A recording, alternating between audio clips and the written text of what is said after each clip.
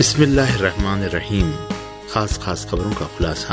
پاکستان میں P T I کا long march سابق وزیر اعظم عمران خان کی قیادت میں لاہور کے لبرٹی چوک سے اسلام آباد کی جانب پی ٹی آئی کارکنوں کی روانگی۔ ہندوستان میں ریاستی وزرائے داخلہ کے اجلاس سے وزیر اعظم نریندر مودی کا خطاب، ایک ملک ایک پولیس یونیفارم کی تجویز۔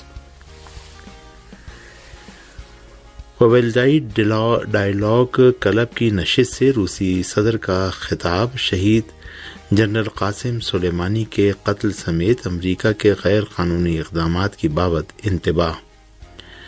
فلسطین کے حالات بحرانی، صہیونی فوجیوں کی وحشیانہ فائرنگ کا سلسلہ جاری، جمعے کی فائرنگ میں ایک فلسطینی شہید، 2 زخمی۔ اور اب خبریں تفصیل کے ساتھ۔ پاکستان تحریک انصاف نے جمعے کو اپنے لانگ مارچ کا پروگرام شروع کر دیا۔ پاکستانی میڈیا ذرائع کے مطابق پی ٹی آئی کے کارکن جمعے کو صبح سے ہی لاہور کے لبرٹی چوک پہنچنا شروع ہو گئے تھے۔ رپورٹوں میں بتایا گیا ہے کہ شہر لاہور اور صوبہ پنجاب کے مختلف علاقوں سے لوگ کاروانوں کی شکل میں لبرٹی چوک پہنچے ہیں۔ پی ٹی آئی نے اسی کے ساتھ ڈیجیٹل میڈیا پر اپنے لانگ مارچ کی براہ راست رپورٹنگ کا بھی آغاز کر دیا ہے۔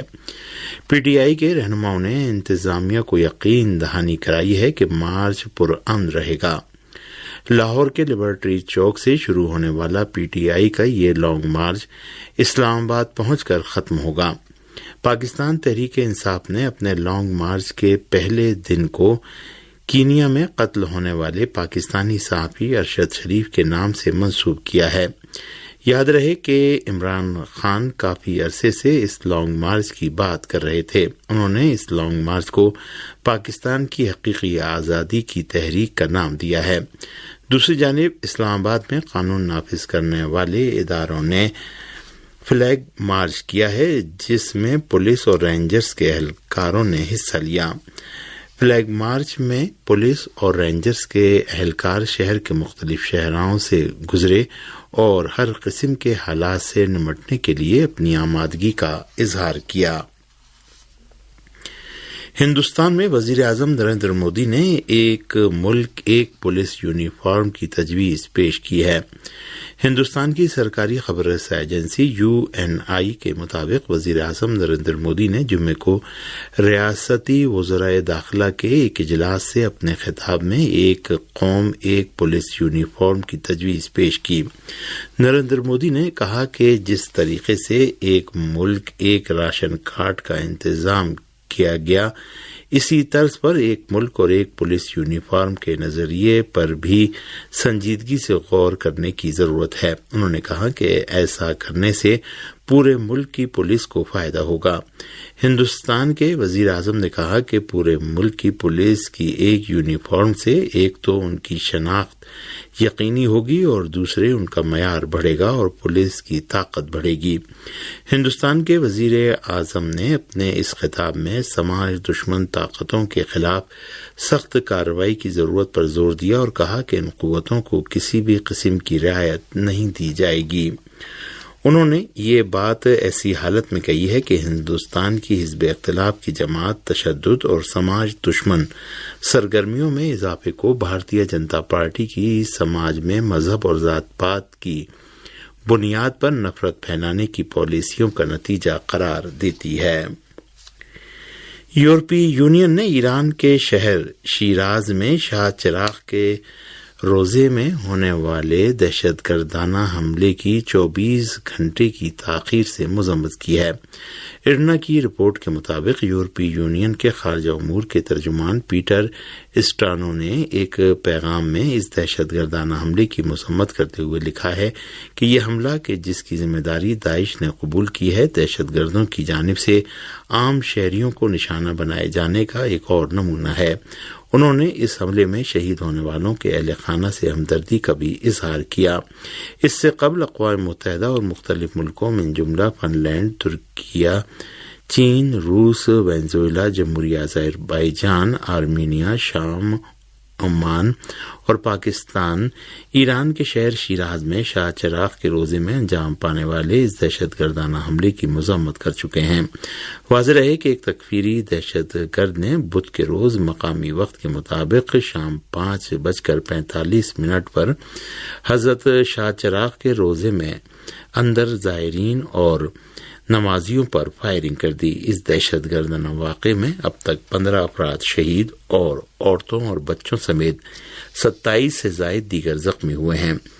دہشت گرد گروہ داعش نے اس دہشت گردانہ واقعے کی ذمہ داری قبول کی ہے۔ ایران نے کربلا معلی میں کینسر ریسرچ سینٹر کی ایک برانچ کا افتتاح کر دیا ہے۔ معتمد جہاد دانشگاہی کینسر ریسرچ انسٹی ٹیوٹ کے اعلی عہدیداروں کے مطابق عراق کے شہر کربلا معلی میں اس انسٹی ٹیوٹ کے کینسر کے علاج اور بنیادی خلیوں کی ٹرانسپلانٹ کی ایک شاخ کا افتتاح ہو گیا ہے۔ یہ مرکز روضہ امام حسین علیہ السلام کے طبی اور معالجاتی مرکز کی درخواست اور ان کی فنڈنگ سے قائم کیا گیا، جہاں ایران کے ماہر ترین ڈاکٹر کینسر کے بیماروں کا ایلوجینک بون میرو ٹرانسپلانٹ انجام دیں گے۔ ایران کے بنیادی خلیوں کے ٹرانسپلانٹ کے بانی ڈاکٹر اردشیر قوام زادے نے کہا ہے کہ ٹرانسپلانٹ کا پہلا آپریشن کربلا کے امام حسن مشتبہ علیہ السلام اسپتال میں انجام دیا جائے گا۔ انہوں نے بتایا کہ ٹرانسپلانٹ کی سائنس کی منتقلی کی دستاویزات پر بھی دستخط کیے جا چکے ہیں۔ اس کینسر انسٹی ٹیوٹ کے سربراہ ڈاکٹر امین سرامی فروشانی نے بھی بتایا کہ ابتدائی مرحلے میں اس مرکز میں کینسر، تلاسیمیا اور کینسر کے جینیاتی علاج پر توجہ دی جائے گی اور بعد کے مراحل میں ایرانی ماہرین سیل اور جین تھراپی کے وسائل اور طریقے بھی اس اسپتال کو فراہم کیے جائیں گے۔ روس کے صدر ولادیمیر پوتین نے سردار محاذ استقامت شہید قاسم سلیمانی کے دہشت گردانہ قتل کو مغرب کے انتہائی خطرناک بین الاقوامی سازش کا حصہ قرار دیتے ہوئے خبردار کیا ہے کہ اس وقت دنیا کو دوسری جنگ عظیم کے بعد سب سے زیادہ خطرناک صورتحال کا سامنا ہے۔ روس کے صدر ولادیمیر پوتین نے ولدائی کلب کی نشست سے خطاب میں کہا کہ مغربی ممالک نے جنگ کو بھڑکانے اور پوری دنیا میں افراتفری کا بیج بونے والا خطرناک، خونی اور گندا جیو پولیٹیکل گیم شروع کیا ہے۔ انہوں نے کہا کہ مغرب متمدن ہونے کا دعویٰ کرتا ہے لیکن اپنے فائدے میں مسلمہ اصولوں کو پامال اور معیاروں کو بدل دیتا ہے۔ انہوں نے کہا کہ مغرب نے تمام بین الاقوامی قوانین اور اصول و ضوابط کو پامال کرتے ہوئے یوکرائن میں بغاوت کروائی اور جنرل قاسم سلیمانی کا قتل کیا۔ روسی صدر نے کہا کہ انہوں نے ایران کے جنرل قاسم سلیمانی کو قتل کیا اور اس کا اعتراف بھی کیا، اور یہ کیا ہے، ہم کس دنیا میں زندگی گزار رہے ہیں۔ ولادیمیر پوتین نے کہا کہ مغرب نے جنرل قاسم سلیمانی کو ایسی حالت میں دہشت گردانہ حملے میں قتل کیا کہ وہ تیسرے ملک کے مہمان تھے۔ یاد رہے کہ سردار محاذ استقامت جنرل قاسم سلیمانی 3 جنوری 2020 کو بغداد ہوائی اڈے کے قریب دہشت گرد امریکی فوج کے فضائی حملے میں شہید ہو گئے تھے۔ اس واقعے کے بعد اس وقت کے امریکی صدر ڈونلڈ ٹرمپ نے ایک بیان میں صراحت کے ساتھ اعتراف کیا تھا کہ یہ حملہ براہ راست ان کے حکم پر انجام پایا تھا۔ ولادیمیر پوتین نے اسی کے ساتھ مغربی ممالک پر روس کے خلاف جوہری بلیک میلنگ میں ملوث ہونے کا الزام لگایا۔ روس کے صدر ولادیمیر پوتین نے کہا کہ ہم ایک تاریخی موڑ پر کھڑے ہیں، ہمارے سامنے شاید سب سے زیادہ خطرناک، ناقابل پیشن گوئی اور دوسری جنگ عظیم کے خاتمے کے بعد کی سب سے اہم دہائی ہے۔ صدر ولادیمیر پوتین نے سابق برطانوی وزیر اعظم لیز ٹریس کے اس بیان کا حوالہ دیتے ہوئے جس میں انہوں نے کہا تھا کہ اگر حالات نے مطالبہ کیا تو وہ لندن کے جوہری ڈیٹرنٹ کو استعمال کرنے کے لیے تیار ہیں. کہا کہ مغربی ممالک جوہری کشیدگی کو ہوا دے رہے ہیں. انہوں نے کہا کہ یوکرائن ماسکو پر الزام لگانے کے لیے خود تابکار مواد سے لیس ڈیرٹی بم استعمال کر سکتا ہے. روسی صدر نے کیف کے اس الزام کو بھی غلط قرار دے کر مسترد کر دیا کہ روس خود اس طرح کے دھماکے کا ارادہ رکھتا ہے. انہوں نے کہا کہ ہمیں ایسا کرنے کی ضرورت نہیں، ایسا کرنے کا کوئی مطلب نہیں ہوگا. روسی صدر نے مزید کہا کہ کرملن نے مغربی ممالک کی جانب سے محسوس ہونے والی جوہری بلیک میلنگ کا جواب دیا ہے. امریکی وزیر خارجہ نے جنگ یوکرائن میں روس کی جانب سے ایرانی ڈرون طیاروں کے استعمال کا ایک بار پھر دعویٰ ایسی حالت میں کیا ہے کہ تہران اور ماسکو واشنگٹن کے اس دعوے کی تردید کر چکے ہیں. امریکی وزیر خارجہ بلنکن نے اپنے دورے کینیڈا میں دعویٰ کیا ہے کہ یوکرائن کی تنصیبات کو تباہ کرنے کے لیے روس کی جانب سے ایرانی ڈرون طیاروں کا استعمال وحشتناک ہے. انہوں نے کہا کہ امریکہ اور اس کے اتحادی ممالک اس قسم کے ہتھیاروں کی منتقلی روکنے کی بھرپور کوشش کریں گے. امریکہ ایران پر روس کو ڈرون طیارے فراہم کرنے کا ایسی حالت میں الزام عائد کر رہا ہے کہ وہ خود اب تک یوکرائن کو تقریباً 18 ارب ڈالر کے ہتھیار فراہم کر چکا ہے، جبکہ روس کو ڈرون طیارے فراہم کیے جانے کے دعوے کی ایرانی حکام نے ہمیشہ تردید کی ہے. امریکی وزیر خارجہ نے ایران کے خلاف اپنے دعوے کا اعادہ ایسی حالت میں کیا ہے کہ ایران کے وزیر خارجہ حسین امیر عبداللہیان نے یورپی یونین کے خارجہ امور کے سربراہ جوزف بورل سے رابطہ برقرار کر کے کہا ہے کہ امریکی دعوے کا جائزہ لینے کے لیے تہران ایران یوکرائن کے فوجی ماہرین کی ٹیم تشکیل دینے کے لیے آمادہ ہے. روس کی اپیل پر یوکرائن کی جراثیمی لیبارٹریز کے بارے میں اقوام متحدہ کی سلامتی کونسل کا اجلاس جمعرات کو تشکیل پایا، جس میں روس نے اس سلسلے میں باضابطہ طور پر تحقیقات کیے جانے کی ضرورت پر زور دیا. ارنا کی رپورٹ کے مطابق اقوام متحدہ کی ترک اصلاح کمیٹی کے نائب سربراہ نے سلامتی کونسل کے اجلاس میں کہا کہ یوکرائن میں بایولوجیکل تجربہ گاہوں اور جراثیمی ہتھیاروں کے بارے میں کیے جانے والے دعوے کے بارے میں کوئی ثبوت نہیں ملا ہے. تاہم اقوام متحدہ کے اس عہدیدار نے اس بات کا اعتراف کیا ہے کہ اقوام متحدہ کی تحقیقاتی کمیٹی اس بارے میں مکمل طور پر تحقیقات کرنے کی توانائی نہیں رکھتی. دوسری جانب اقوام متحدہ میں روس کے مستقل مندوب واسیلی نیبزلیا نے کہا ہے کہ یوکرائن کی تجربہ گاہوں میں بیماریاں پیدا کرنے والے عوامل کا حجم بڑھتا جا رہا ہے، جس سے اس بات کی نشاندہی ہوتی ہے کہ یوکرائن کی ان تجربہ گاہوں میں صرف طبی سرگرمیاں انجام نہیں پا رہی ہیں. روس کے اس سینئر سفارتکار نے کہا کہ یوکرائن میں جراثیمی ہتھیاروں کے مسئلے کے حل کی کوششیں جاری ہیں، مگر موجودہ صورتحال کو سنبھالنے کے لیے جامع اقدامات بھی انجام نہیں پائے ہیں.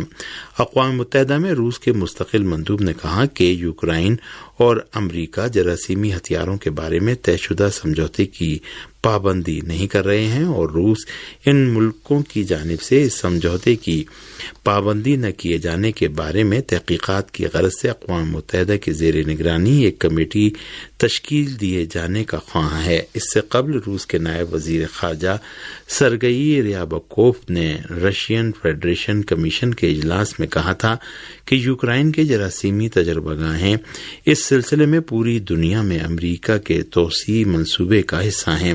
انہوں نے کہا کہ یوکرائن کے بایولوجیکل جنگ کی سرگرمیاں امریکہ کی مدد سے ہی جاری ہیں، بلکہ امریکہ نے ہی جراثیمی ہتھیاروں کے پروگراموں کو چلایا ہے. اس سے قبل روس کے کیمیائی اور جراثیمی مواد اور اسی طرح تابکاری مواد سے تحفظ کے محکمے کے سربراہ ایگور کریلوف نے کہا تھا کہ یوکرائن میں امریکہ کی جراثیمی تجربہ گاہوں میں اس ملک کی فائزر اور میڈرنا کمپنیاں سرگرم عمل ہیں. چین کے وزیر خارجہ وانگ ای نے اپنے روسی ہم منصب سے دونوں ملکوں کے تعلقات میں فروغ پر بات چیت کی ہے۔ روس کے وزیر خارجہ سرگئی لاواروف سے ٹیلی فون پر گفتگو کے دوران انہوں نے کہا کہ بیجنگ ماسکو کے ساتھ ہر شعبے اور ہر سطح پر دو طرفہ تعاون کو فروغ دینے کا خواہاں ہے۔ اس موقع پر لاواروف نے بھی چین کی کمیونسٹ پارٹی کی 20ویں قومی کانگریس کی کامیابی اور شی جن پنگ کو پارٹی کا سیکرٹری جنرل کا عہدہ ایک بار پھر سونپے جانے پر مبارکباد پیش کی۔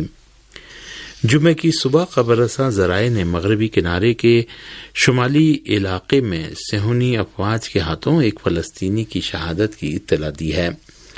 غاصب صہیونی حکومت کے فوجی اپنے شرمناک اور توسیع پسندانہ مقاصد کے حصول کے لیے آئے دن فلسطین کے مختلف علاقوں کو جارحیت کا نشانہ بناتے رہتے ہیں، جس میں روزانہ فلسطینیوں کی ایک تعداد شہید و زخمی ہو جاتی ہے اور بہت سے فلسطینیوں کو گرفتار کر لیا جاتا ہے۔ ارنا کے مطابق صہیونی فوجیوں نے نابلس کے جنوب میں واقع ہوارا نامی فوجی چیک پوسٹ کے قریب ایک فلسطینی کو گولی مار کر شہید اور 2 دیگر کو زخمی کر دیا۔ غرب اردن کے مختلف علاقے خاص طور سے نابلس اور جنین اس وقت صہیونی فوجیوں اور فلسطینی مجاہدین کے درمیان جھڑپوں کا میدان بنے ہوئے ہیں، جبکہ صہیونی فوجیوں نے جارحیت کا مظاہرہ کرتے ہوئے ان علاقوں میں حال ہی میں 10 فلسطینیوں کو شہید کیا ہے۔ ادھر بیت المقدس کی صورتحال بھی انتہائی کشیدہ بنی ہوئی ہے۔ یہ ایسی حالت میں ہے کہ مظلوم فلسطینیوں کے حقوق گزشتہ 70 سے زائد برسوں سے پیروں تلے روندے جا رہے ہیں، جبکہ اس دوران غاصب صہیونی حکومت نے فلسطینیوں پر ہر طرح کے مظالم ڈھائے ہیں اور ہر قسم کے جرائم کا ارتکاب کیا ہے۔ دریاسنا فلسطینی حقوق کے خلاف ورزیوں کا جائزہ لینے والے اقوام متحدہ کی تحقیقاتی کمیشن نے اعلان کیا ہے کہ اسرائیل پر نسل پرستی کے الزام کا جائزہ لیا جائے گا۔ اس کمیشن کے 3 ارکان نے نیو یارک میں ایک نشست میں کہا کہ آئندہ رپورٹوں کی تیاری میں اسرائیل پر اپارٹھائیڈ جیسے الزامات کا جائزہ